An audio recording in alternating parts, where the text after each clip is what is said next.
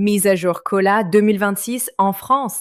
Les retraités pourraient bientôt bénéficier d'une augmentation plus élevée que prévue de leur pension et une forte hausse est désormais au centre de toutes les discussions.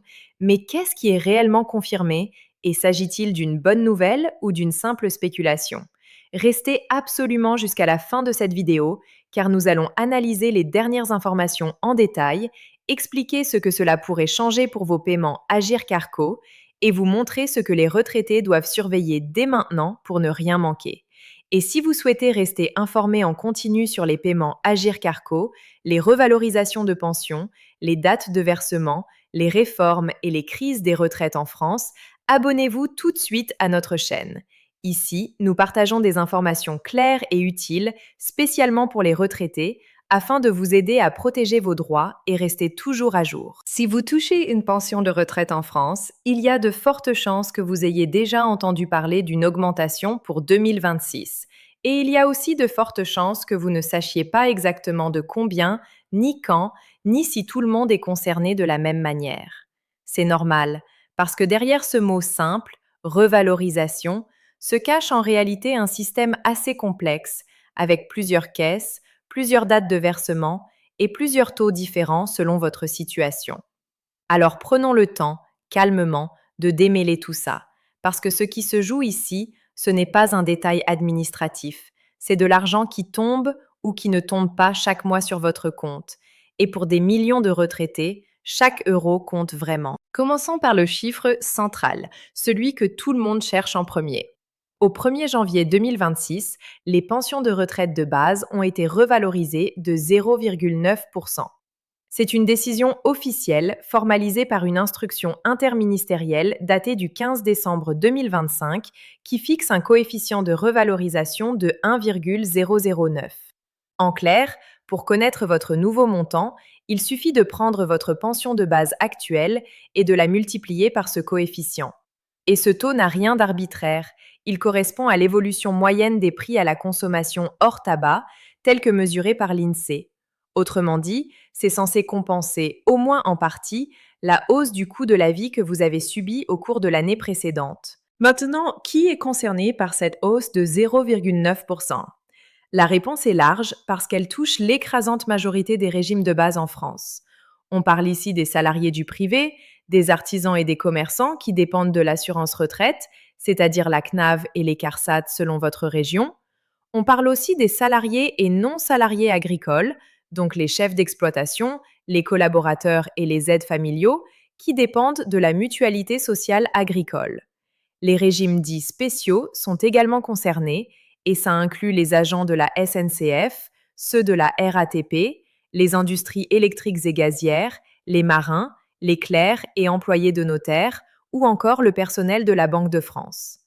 Et puis, il y a les professions libérales, qui voient elles aussi leur retraite de base augmenter de 0,9%, à une exception notable que nous verrons un peu plus loin. Au total, ce sont environ 17 millions de retraités qui sont concernés par cette revalorisation au 1er janvier 2026. Mais soyons concrets, parce que des pourcentages, c'est bien, mais ce qui vous intéresse vraiment, c'est combien d'euros en plus vous allez voir apparaître sur votre relevé bancaire. Selon l'adresse, la pension mensuelle moyenne des retraités résidant en France s'élève à 1 666 euros brut, soit environ 1 541 euros net après prélèvements sociaux. Si on applique la hausse de 0,9% à ce montant moyen, on arrive à un gain d'environ 15 euros brut par mois. 15 euros, ce n'est évidemment pas une somme qui va changer une vie, et c'est important de le dire clairement, sans exagérer les choses comme on le voit parfois dans certains titres un peu trop sensationnalistes. Cette revalorisation n'est pas un grand coup de pouce exceptionnel, c'est avant tout un ajustement destiné à suivre l'inflation, ni plus ni moins. Et d'ailleurs, ce montant moyen de 1 541 euros inclut déjà la part de retraite complémentaire, qui représente à elle seule environ un tiers du total pour un salarié du secteur privé. Ce qui nous amène justement à un point absolument essentiel que beaucoup de gens oublient. Ce taux de 0,9% ne concerne que la retraite de base. La retraite complémentaire, elle, suit une logique totalement différente Et c'est là que la situation devient un peu plus délicate pour de nombreux retraités du privé. L'Agirc-Arrco, qui est le régime de retraite complémentaire des salariés du secteur privé, n'applique strictement aucune revalorisation entre novembre 2025 et l'automne 2026. La valeur du point reste donc gelée à 1,4386 euros. Cette décision ne vient pas de l'État, elle relève des partenaires sociaux, c'est-à-dire des négociations entre les organisations patronales et les syndicats qui gèrent ce régime. Concrètement, ça veut dire que si vous êtes un ancien salarié du privé et que votre retraite complémentaire représente, disons, un tiers de votre pension totale, alors l'augmentation réelle que vous allez ressentir sur l'ensemble de votre revenu sera nettement inférieure à 0,9%, puisque cette part complémentaire, elle, ne bouge pas du tout pour l'instant. C'est une nuance fondamentale, et c'est exactement le genre de détail que les titres accrocheurs sur Internet ont tendance à passer sous silence. Parlons maintenant du calendrier, parce que savoir qu'on va toucher plus d'argent, c'est bien, mais savoir quand, c'est encore mieux, surtout quand on doit gérer un budget serré. Le calendrier de versement dépend entièrement de votre caisse de retraite. Pour les retraités du régime général, qui dépendent de l'assurance retraite, donc la CNAV, les CARSAT ou la MSA, le paiement intervient traditionnellement le 9 de chaque mois. Cela signifie que le premier versement intégrant la nouvelle revalorisation de 0,9% a été crédité le 9 février 2026, avec un rappel pour le mois de janvier qui avait été versé sans la hausse.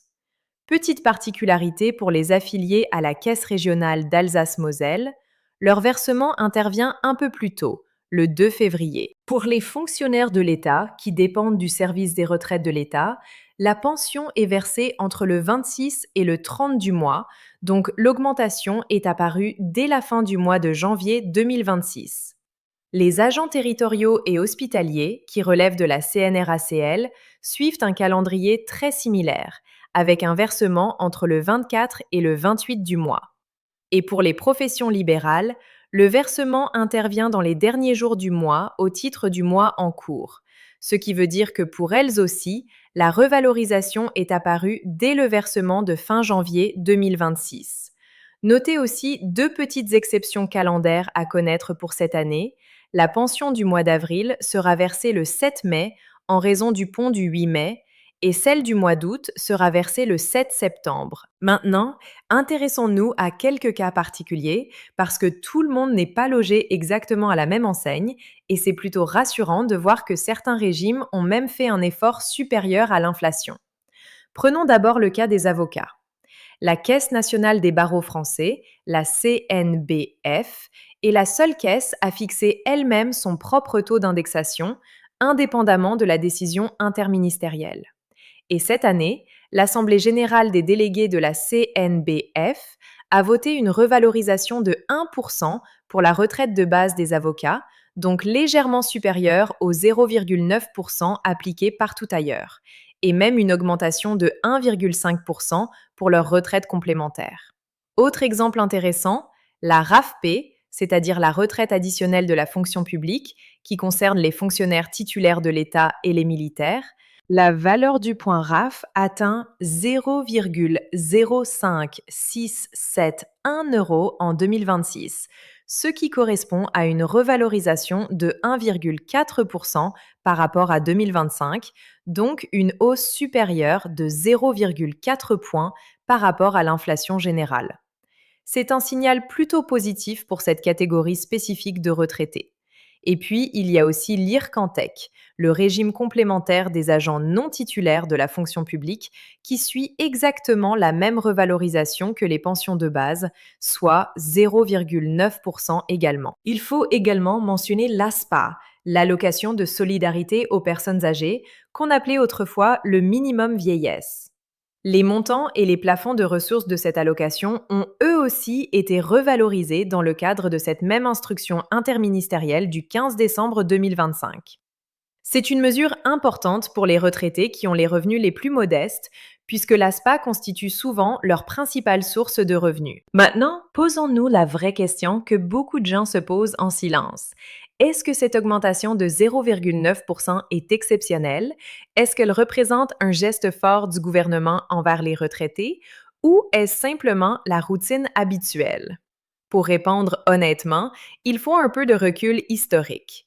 Les pensions de base ont été augmentées presque chaque année depuis la création de la sécurité sociale, ce qui montre que ce mécanisme de revalorisation annuelle est en réalité la norme, pas l'exception. Mais il y a eu des années où ça ne s'est pas passé ainsi. Les pensions ont été gelées en 2014 et en 2016 sous la présidence de François Hollande, puis à nouveau gelées en 2018 lors du premier mandat d'Emmanuel Macron. Il y a aussi eu une sous-indexation en 2019 et une revalorisation différenciée selon le niveau de pension en 2020. À l'inverse, certaines années ont connu des hausses plus marquées, notamment lors des pics d'inflation que la France a traversés récemment. Dans ce contexte historique, le 0,9% de 2026 apparaît comme une année plutôt calme, qui suit fidèlement l'inflation mesurée, sans coup d'éclat particulier, mais sans gel non plus. C'est, en quelque sorte, une année de retour à la normale. Il y a un autre élément de contexte qu'on ne peut pas ignorer quand on parle des retraites en 2026. C'est la question de l'âge de départ. Le relèvement progressif de l'âge légal de départ à la retraite, qui avait été engagé par la réforme des retraites, a été suspendu pour l'année 2026. Cela signifie concrètement qu'à moins d'une nouvelle loi qui viendrait prolonger cette suspension, le relèvement progressif reprendra son cours dès le 1er janvier 2027. En attendant, et c'est une bonne nouvelle pour ceux qui sont concernés, le dispositif de carrière longue continue de s'appliquer normalement en 2026, ce qui permet à certaines personnes de partir dès 58, 60 ou 62 ans, à condition d'avoir commencé à travailler respectivement avant 16, 18 ou 20 ans.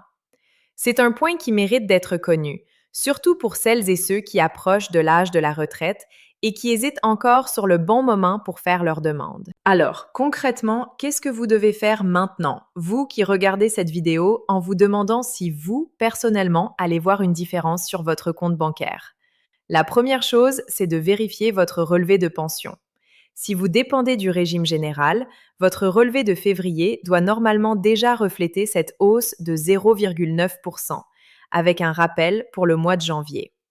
Si vous êtes fonctionnaire, retournez voir votre versement de fin janvier.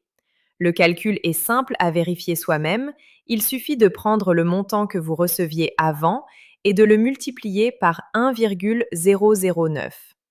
Si le résultat correspond à ce que vous avez reçu, tout est normal.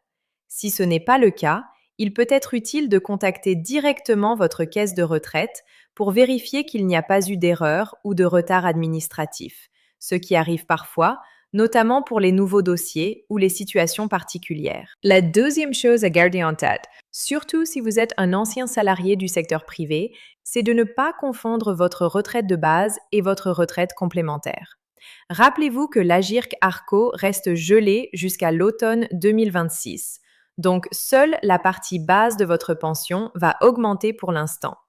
Si une partie significative de vos revenus de retraite provient de cette complémentaire, l'effet global sur votre pouvoir d'achat sera plus limité que ce que le simple chiffre de 0,9% pourrait laisser penser. C'est important de le comprendre pour ne pas être surpris ou déçu en faisant vos calculs de budget pour les prochains mois. En résumé, et c'est peut-être le message le plus important à retenir de toute cette vidéo, il n'y a pas de mystère ni de grande surprise cachée derrière cette histoire de revalorisation 2026. Il y a une décision officielle, claire et documentée qui fixe une hausse de 0,9% pour la retraite de base de 17 millions de personnes, calculée pour suivre l'inflation telle que mesurée par l'INSEE. Il y a un calendrier de versement qui varie selon votre caisse, avec un effet visible dès la fin janvier pour certains régimes et dès le 9 février pour d'autres. Il y a quelques exceptions intéressantes, comme les avocats ou les bénéficiaires de la RAFP, qui voient une hausse légèrement supérieure. Et il y a une nuance essentielle à ne jamais oublier, celle du gel de l'Agirc-Arrco, qui limite l'impact réel ressenti par de nombreux retraités du secteur privé. Ce n'est donc pas une augmentation exceptionnelle ni une mauvaise surprise, c'est simplement le mécanisme habituel de la solidarité nationale qui continue de fonctionner, année après année, pour essayer de préserver le pouvoir d'achat de celles et ceux qui ont travaillé toute leur vie. Et la vraie question à se poser maintenant, ce n'est pas de savoir si une hausse spectaculaire arrive ou non, c'est plutôt de bien vérifier que votre situation personnelle correspond à ce que prévoit la loi et de rester attentif aux annonces concernant l'automne 2026, quand l'Agirc Arco devra à son tour décider de son propre taux de revalorisation, ce qui pourrait, cette fois, représenter un vrai complément pour des millions de retraités du privé.